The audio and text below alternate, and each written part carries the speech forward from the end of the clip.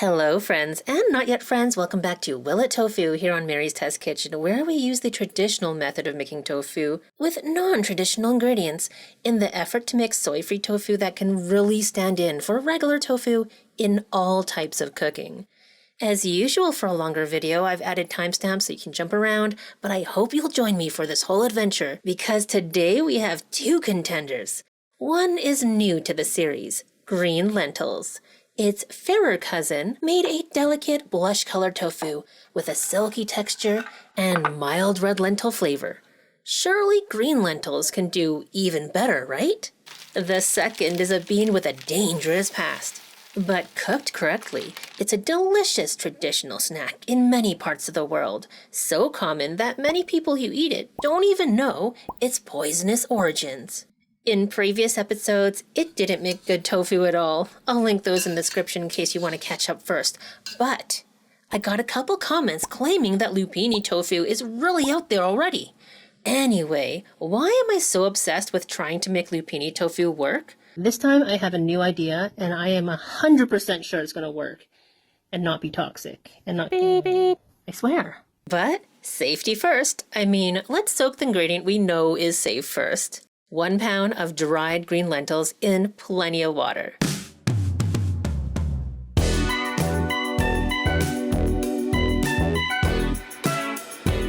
About 20 hours later, when it's bright enough for me to shoot video again, the lentils have soaked up so much water. Let's see just how much exactly.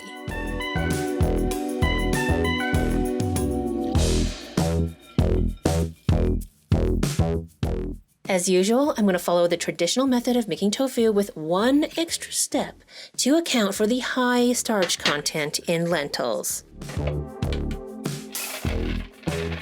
Half the soaked lentils into my blender jar and about double its volume in water. I feel like 30 seconds might be too long on max speed, but in keeping with our standardized process of this series, I'm going to give it a try. Afterwards, through my trusty nut milk bag.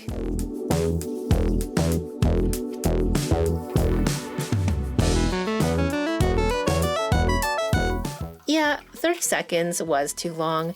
The thing you can't see is that the particles are so fine they are clogging up the bag. I have to pinch, wiggle, and move the pulp around to get things flowing again.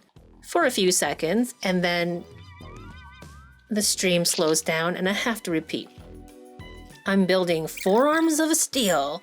I remind myself it's a really good exercise, right? And grip strength is linked to longevity, as I've mentioned before, so this is all worth it. Okay, I think this is good enough, right? Well, it'll have to be since my arms are currently like jelly and need a few minutes to recover.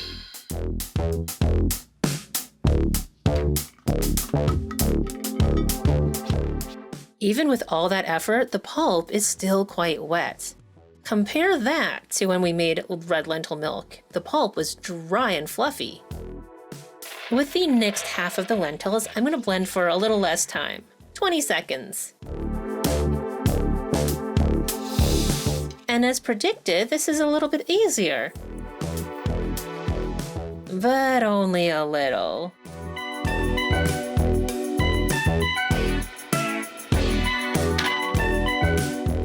The pulp is even wetter after this second set. A less complete extraction. Here, there's most of the fiber from the lentils. I'm guessing a fair bit of starch, and likely some protein as well. But most of the protein should be in the milk. Protein is what we want to isolate to make tofu, right? Experience with red lentils tells us that this milk is also probably full of starch. When I made high-protein red lentil tofu, I just waited a while for the starch to settle to the bottom of the bowl. Then it was pretty easy to scoop up the protein-rich milk while leaving the starch behind. So I'll cover this and hope it'll be that easy again. 1 hour later, no such luck. The milk has divided itself into a translucent, watery layer and a thicker, creamier layer. Again, experience, that is 23 episodes of Will It Tofu, can help us guess as to the content. When this happened with green pea milk, both layers actually made tofu with slightly different textures each. And when the tofu was made with the combined milk, it came out pretty great. The difference? That green pea milk gave up its starch layer easily. Anyways, the starch in this lentil milk must still be suspended. There's nothing to catch at the bottom of this bowl. But we know by looking at the nutrition label for dried green lentils that 1 pound contains 230 grams of starch. Some in the pulp, of course, but a lot has to be in the milk.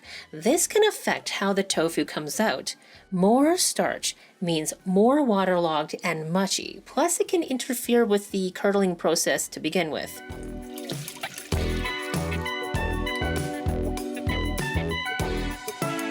I'm just going to get rid of this foam.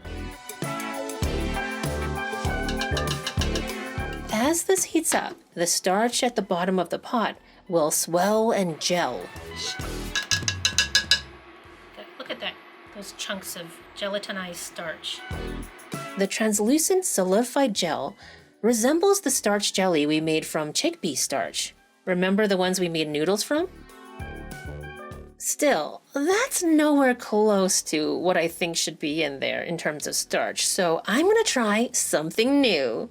Amylase. Amylase is an enzyme that's actually present in your spit. Did you ever do that experiment where you chewed a piece of bread and you would taste it turning sweet in your mouth? That's the amylase turning starch into sugar. So I'm going to add this amylase, which is naturally made from plants, into the hot milk.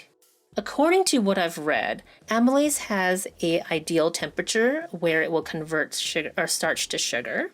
Too low and it won't convert fast enough. Too high and you'll just inactivate the enzyme. So I think I'm doing this correctly, although I don't exactly know what kind of amylase I have here, and different kinds of amylase thrive at different temperatures. So basically what I'm doing is sticking to around 140 degrees Fahrenheit for 30 minutes. Luckily, this stovetop will hold a temperature. So for you, it'll be a second, but for me, it'll be 30 minutes. It tastes like sprouted lentils, like it has a little bit of that sweet sprouted lentils flavor, if anybody has had sprouted lentils. So I'm gonna say that the starch has been converted. And I'm gonna move on to cooking this. I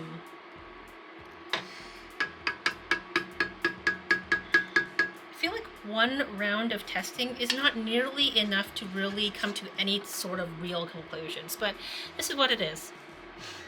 We're gonna take this to a boil.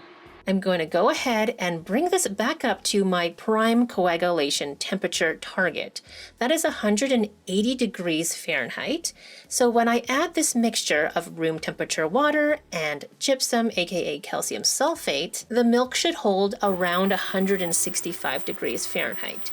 That is the plan. Let's see how it works out. Turn off the heat.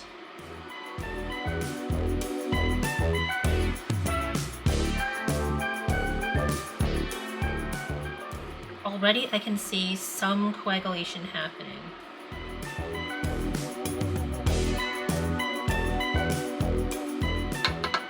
All right, pop the lid on and we'll wait 15 minutes for the coagulant to do its thing and we'll see what we get. Okay, we're back. I was stuck on the phone, so it's been a half an hour rather than the 15, and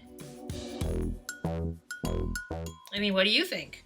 When I dab around, I'm pushing down on the liquid to bring up any potential milky liquid that hasn't coagulated fully yet, and I don't see any. The curds are kind of fine and wispy, so not going to be exactly like soy tofu, but I'm excited about it. Let's put this in a cheesecloth and get this in my most favorite tofu press. I'm going to try to work harder, not smarter. Wait, I mean the other way around. Smarter, not harder.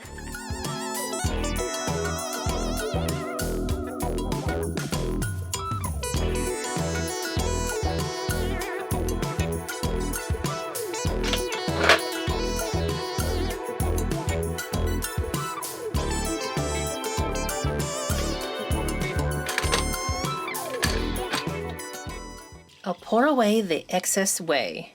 turn this knob on the top to add even more pressure.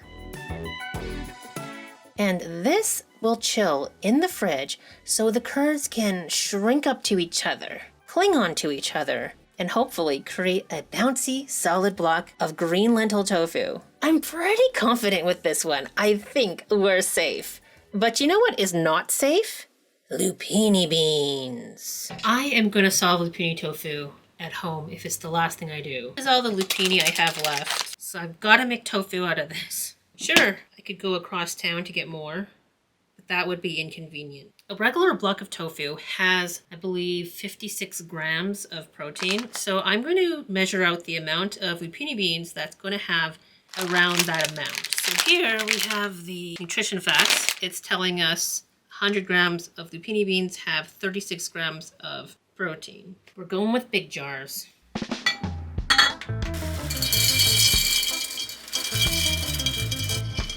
Each one is like 1 gram.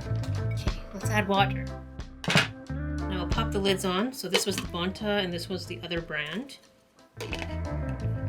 These lids, by the way, are by Mason Tops and they're so much better than those metal rings. They never rust, they're easy to grip, just really good. All right, we'll see you tomorrow. It's actually 2 days later. And you can see the lupinis have soaked up a lot of water.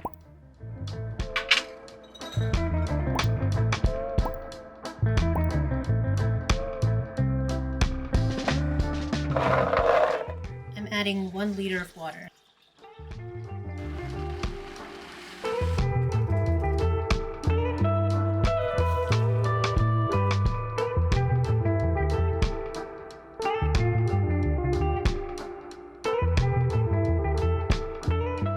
Now if I tasted this milk now, I bet it would be disgusting. Very, very bitter. I kind of feel like I want to. I'm tempted. I'm tempted just to do a taste test. Even though I know with 100% certainty that it will be absolutely disgustingly bitter and toxic. Yep, it's disgusting. Oh my god. Oh my god, excuse me. Okay, yeah, that was pretty bad. So I washed my hands and I'm just gonna squeeze the last little bit. I think I can get just a little, maybe a tablespoon or 2 out of there. Ooh, more. Sometimes I get comments asking whether I could use like a tofu press or some other kind of press to do this. And the answer is, I don't think so, because if you just put constant pressure on this, you get a certain amount of milk out. But then if you twist it around and rearrange things and then apply pressure again, you get more milk. This time, not so much. Right, we have our milk, we have our pulp. Unlike in previous episodes, for all of our other tofu, I basically kept these and we could use it for other things like making nuggets or meatloaf or whatnot, but we know that this is very bitter, so I will not do that. Next, I want to know exactly how much milk we have.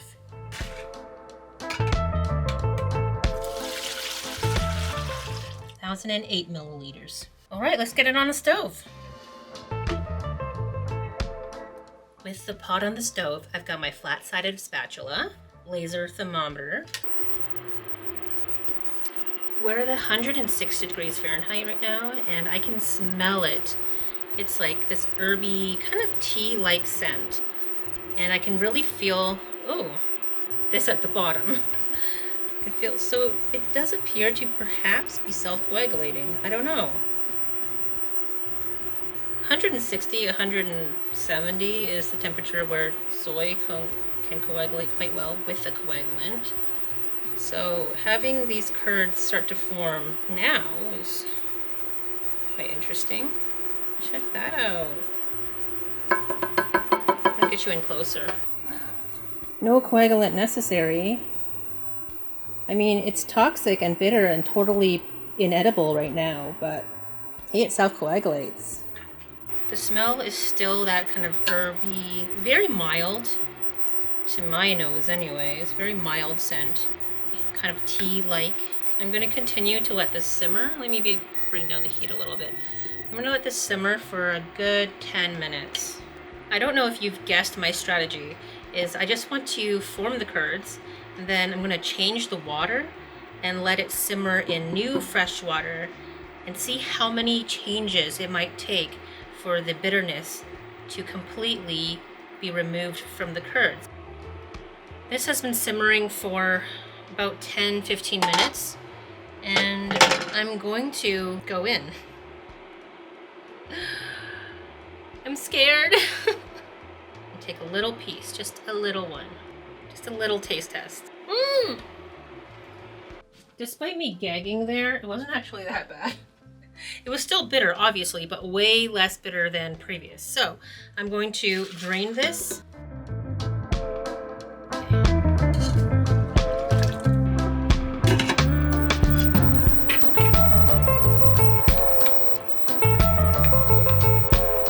Oh my gosh. Thank goodness the stove was on a timer, because I got an email and then completely forgot about this. So anyways, what does that remind you of? I guess it's time for a taste test. I'm gonna squeeze out the liquid. Okay, it's a tiny, teensy weensy bit bitter. This time, let's have a cheesecloth. And then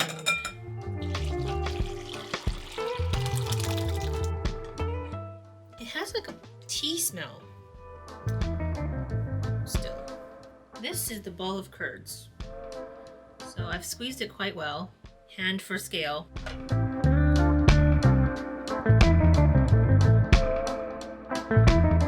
That's the best I could do.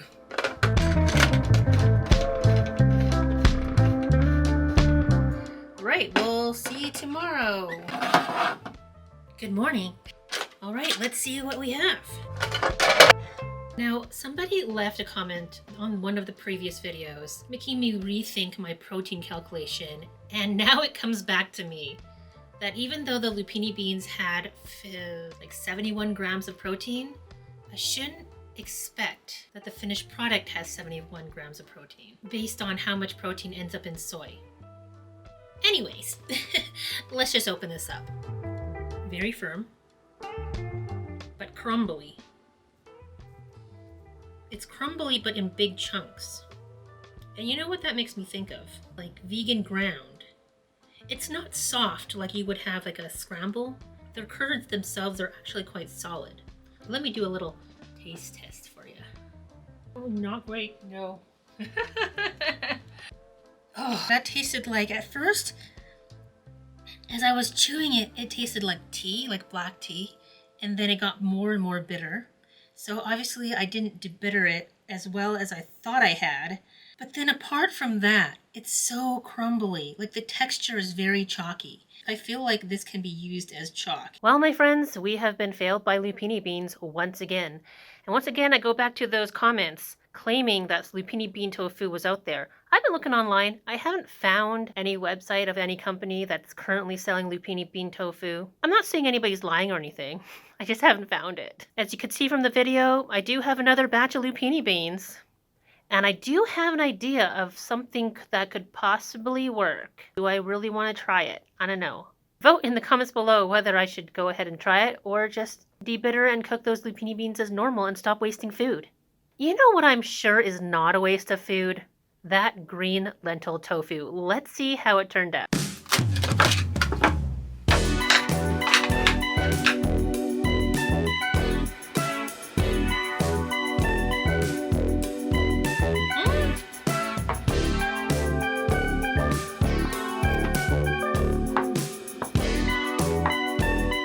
Not bad at all. It reminds me of the red lentil tofu, you know, delicate, soft, creamy. Let's see how it air fries. I'm doing my usual nutritional yeast, onion powder, garlic powder, a little bit of cayenne powder on some of these cubes. And on half of them, we're going to add oil. Half of them will be oil-free.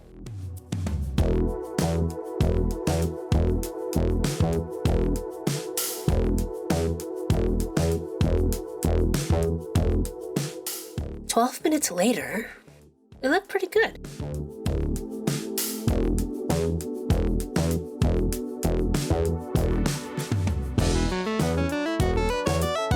And the taste? well, it hasn't changed much. There's a mild green lentil flavor. It's dense, it's creamy. I'm pretty sure there is still a bit of starch in there, but that's okay. It still has some of that tofu bounce to it, which is what I'm always looking for. But how will this hold up under the strength of a full boil?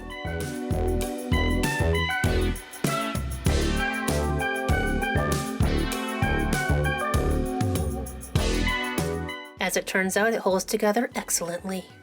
It's jiggly, it's wiggly, it bounces just like regular tofu. And that's it, folks. Did it turn out how you thought it would turn out? Whether it did or not, let me know what else you want me to tofu-ify in the comments below. From the previous Will It Tofu, you guys have sent me on a mission. To which I ask, why do you hate me so much? Just kidding. If you like this video, please give it a thumbs up and subscribe if you haven't already for more. I mean, what should we even call the subject matter of this channel anymore? I don't even know. Bye for now!